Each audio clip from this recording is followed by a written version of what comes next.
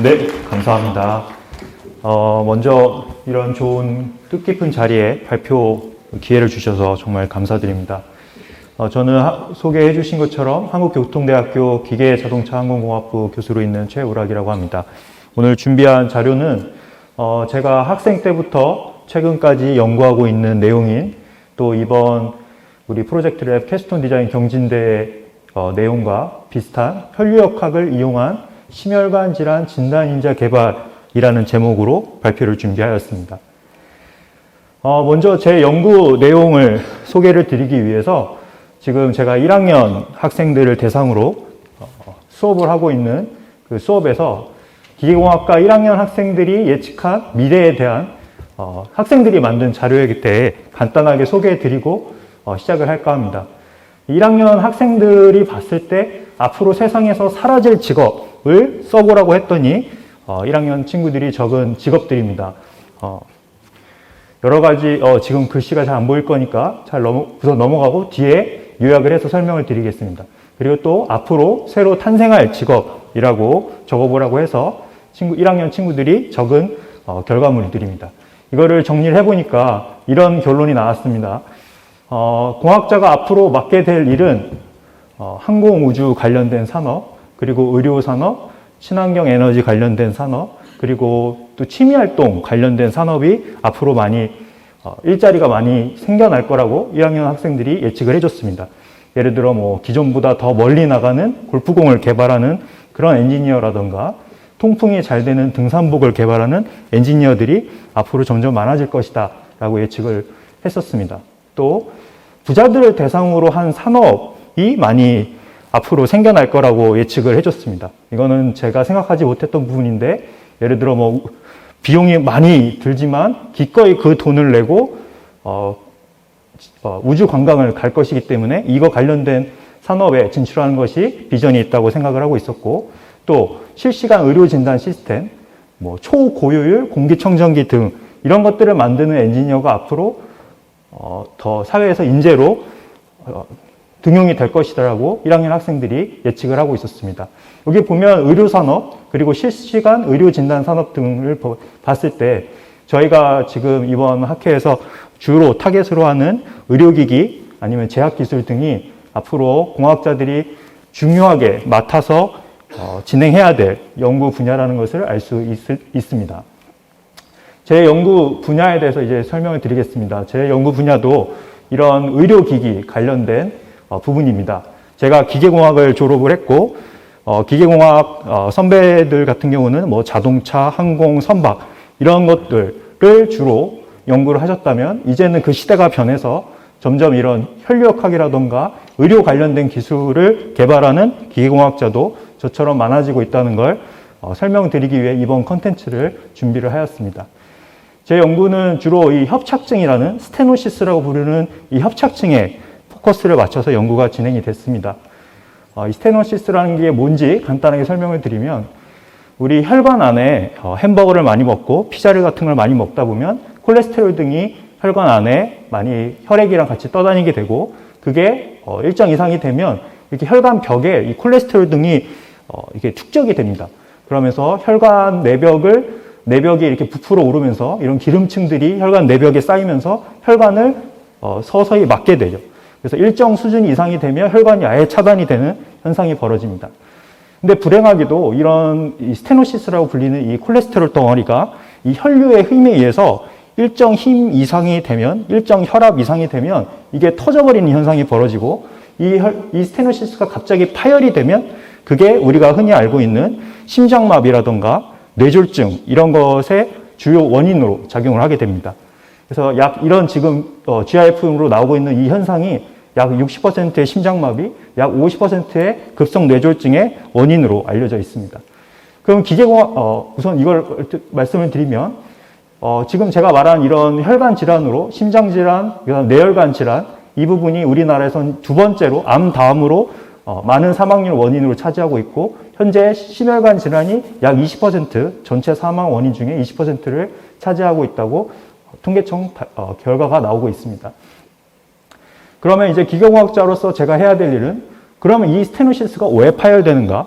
이 파열 원인에 대해서 분석하는 일이 저에게 관심을 끌었던 주제입니다. 그래서 파열 원인을 생각을 해봤을 때 우선 왼쪽에서 보시는 것처럼 이 혈액 유동에 의해서 이 스테노시스에 가해지는 힘이 있을 거고, 이게 스테노시스가 버틸 수 있는 어떤 물질적 강도가 있을 텐데, 이 강도를 이 힘이 넘어가는 순간 이것이 터질 것이다라는 것이 제 가설이었습니다. 그래서 혈류에 의해서 생기는 가해지는 힘은 뭐 유동에 의한 압력, 혈압도 있을 거고, 또 이 유동의 시어 스트레스라는 부분도 있습니다.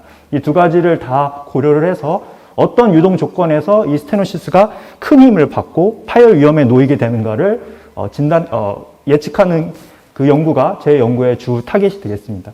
기존의 진단 같은 경우는 뭐 MRI나 CT 이런 영상 장비들을 가지고 이 스테노시스 이미지를 추출을 한 다음에 이 이미지를 가지고 위험한, 이렇게 터질 파열 위험이 높은 스테노시스인지 안전한 스테노시스인지를 구별하는 그런 진단 기법이 주로 사용이 됐다면, 제 연구 타겟은 애초에 이 파열이 이뤄지는 그 주 원인인 어떤 유동 조건에 얘가 파열이 되는가에 집중을 하는 그런 진단 기법이 되겠습니다.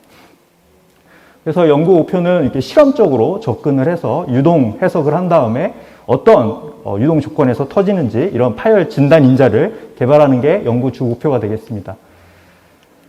우선은 실험으로 제작을 해야 되기 때문에 실리콘으로 인공 혈관 모델을 만들었고, 다음과 같이 노란색으로 표시되는 것처럼 콜레스테롤이 쌓여있는 부분을 모사를 해서 실험 모델을 제작을 하고, 그다음에 우리 심장에서 나오는 혈류가 맥동성을 띠기 때문에 이런 맥동성을 띌 수 있는 이런 펌프를 이용을 하고, 그다음에 혈액을 모사할 수 있는 플루이드를 제작을 해서 실험을 진행을 했습니다.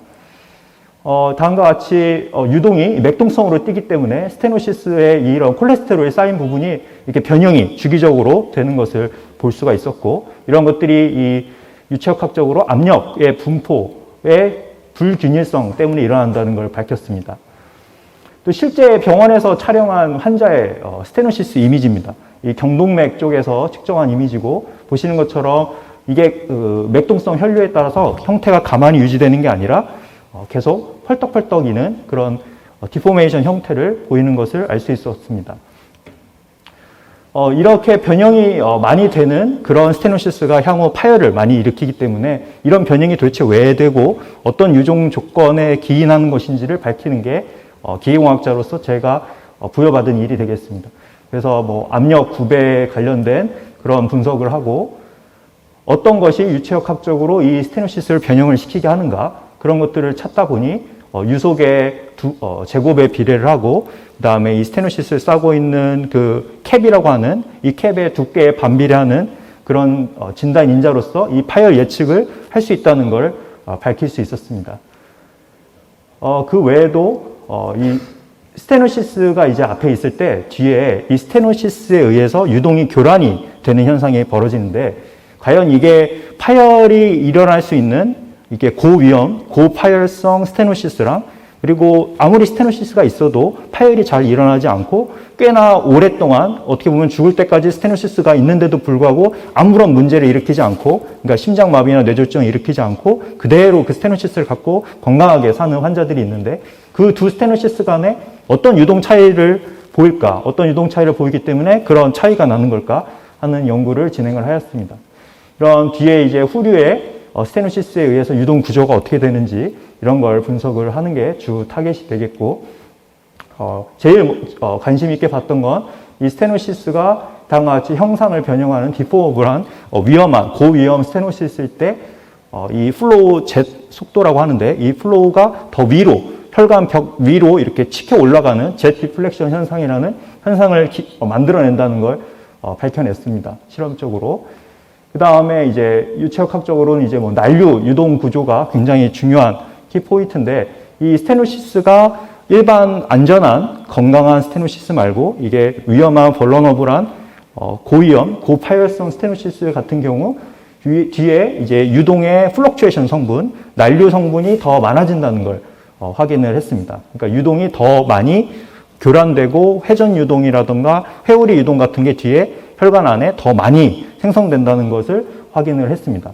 그래서 이런 그 고위험 스테노시스에서만 나타나는 이런 특징적인 유동 현상을 실험적으로 제가 밝혀서 이걸 병원 쪽으로 제공을 하면 병원에서는 이제 MRI라든가 4D MRI라든가 도플러 울트라사운드 같이 병원에서 사용하는 유동 분석 그런 의동 가시화 장비 이런 것들을 이용을 해서 제가 실험적으로 밝혀낸 그런 유동 현상들을 이 환자 스테노시스에서 보이는지 안 보이는지를 확인해서 이런 현상이 보이네? 그럼 얘는 볼러너블하고 향후 파열될 가능성이 굉장히 높은 스테노시스다. 이렇게 진단하는 기준으로 그래서 수술을 해야겠다. 이렇게 결정을 하는 결정인자, 진단인자로서 활용할 수 있도록 유동 특성을 제가 제공한 그런 결과라고 하겠습니다. 이 연구는 서울 아산병원의 영상의학과 팀이랑 현재 같이 공동 연구로 진행을 하고 있는 부분입니다. 이거 말고 이제 이게 유동 특성으로 바로 찾으면 제일 좋지만 이게 한계가 레졸루션 한계 같은 게 있기 때문에 유동 특성을 자유롭게 실험에서처럼 많이 디테일하게 정보를 뽑아내는데 한계가 있다는 걸 찾고 좀 다른 방법으로 진단을 해보자라고 해서 혈압 정보를 이용하기로 했습니다. 현재 병원에서 이 우리가 만약에 스테노시스 문제 때문에 입원을 하면 가장 많이 하고 있는 진단 중에 하나가 이 FFR 진단이라고 이 스테노시스 앞 뒷단에 걸리는 압력 센서로 이 카테터 같은 걸 집어넣어서 실제 의사들이 이 스테노시스 앞 뒤로 압력 차이가 얼마나 나는지를 분석함으로써 이 스테노시스를 수술할지 안 할지를 결정하고 있습니다. 그래서 이미 하고 있는 이 프레셔 정보를 가지고 우리가 얘가 위험한 앤지, 그러니까 파열이 될 가능성이 높은 앤지, 안전한 앤지, 그러니까 수술이 굳이 필요하지 않은 앤지, 그걸 판단할 수가 없을까라는 목적에서 연구를 진행을 했고, 최종적으로 이 고위험 스테노시스와 일반적인 안전한 스테노시스가 이 프레셔 드랍의 이 패턴이 달라진다는 것을 실험적으로 확인을 하였습니다. 그래서 최종적으로 의사들한테 병원에 전달을 할 수 있는 정보는 이런 프레셔 드랍, 기존에 얻고 있는 이 빨간색과 초록색 그래프 데이터를 곱하기만 해서 이 프레셔 웨이브 패턴의 가장 높은 값을 띠고 있는 그 페이지의 위치에 따라서 얘가 고위험한지 안 위험하고 수술이 굳이 하지 않아도 되는 안전한 스테노시스인지를 판단할 수 있다라는 걸 제시할 수 있었습니다. 마지막으로 병원에서 의사 선생님들이랑 회의를 하다 보니까 스테노시스가 이게 하나만 있는 경우도 있지만 한 번에 이렇게 두 개의 스테노시스가 동시에 존재하는 이런 상황도 많이 벌어진다는 걸 알 수가 있었습니다. 스테노시스가 한 혈관 내에서 연속적으로 다음과 같이 두 개가 연속적으로 존재를 하는 상황인 거죠.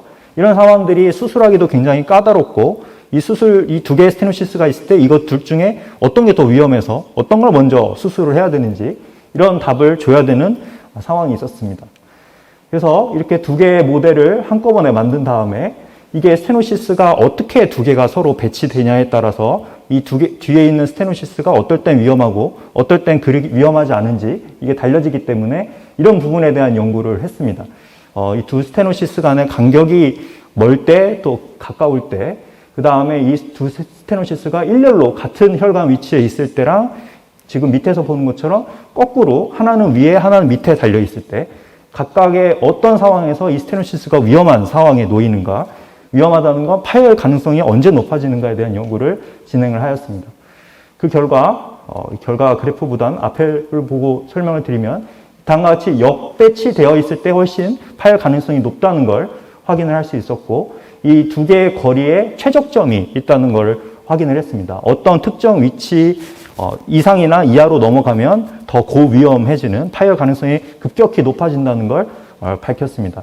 따라서 이 정보를, 이 실험 결과를 통해서 병원에서는 이 두 스테노시스 이미지를 기존의 CT나 엑스레이 이미지를 얻은 다음에 이 두 스테노시스가 어떤 모양으로 배치가 돼 있고 얼마만큼 두 개가 떨어져 있는지 정보만 캐치를 하면 이 뒤에 있는 스테노시스가 얼마나 위험한지를 예측을 할 수가 있는 거죠. 또 그런 스테노시스가 왜 이런 변형을 일으키는지 이런 것도 다 결국은 기인하는 게 혈류에 의한 혈압 그리고 혈액 속도에 기인해서 이 스테노시스가 어떤 힘을 받고 어떻게 변형이 되고가 다 결정이 되기 때문에 이 유체학적으로 이게 왜 이렇게 변형이 되는가 하는 거를 분석하는 일을 했고 제일 중요하게는 이 스테노시스 앞단에서 생성되는 이 회오리 유동이라고 하는 볼텍스 유동이 뒤에 있는 스테노시스의 압력 변화에 크게 밀접하게 영향을 미친다. 그래서 그것 때문에 이게 거리에 따라서든 이 배치에 따라서든 이게 뒤에 있는 스테노시스가 받는 힘이나 이 운명이, 파열 운명이 결정되는 그 원인이 바로 이 볼텍스 구조에 있다는 걸 확인을 하였습니다. 여기까지 제가 설명드린 연구 결과를 간단하게 설명을 하면 혈류 정보를 통해서 이게 파열일 가능성이 얼마나 높은지를 찾는 그런 정보, 그리고 압력 정보를 통해 가지고 이 스테노시스가 얼마나 파열 가능성이 높은지를 확인한 결과라고 말씀드릴 수 있겠습니다. 이거 말고도 현재 아산병원에서는 4D MRI를 이용해서 인공 판막에 대한 연구가 활발히 진행 중에 있습니다. 인공 판막이라는 건 심장에 우리가 붙어 있는 마지막 이제 심장에서 대동맥 쪽으로 나가는 그쪽에 판막이 붙어 있는데 이 판막이 제 기능을 못하는 경우가 많습니다. 선천적으로도 있고 아니면 후천적으로도. 그렇기 때문에 인공으로 만든 이런 플라스틱 재질의 이런 인공 판막을 집어넣는 수술을 받게 되는데 이 인공 판막을 한번 집어넣고 오래 못 버티고 5분 만에 뭐 한 5년 있으면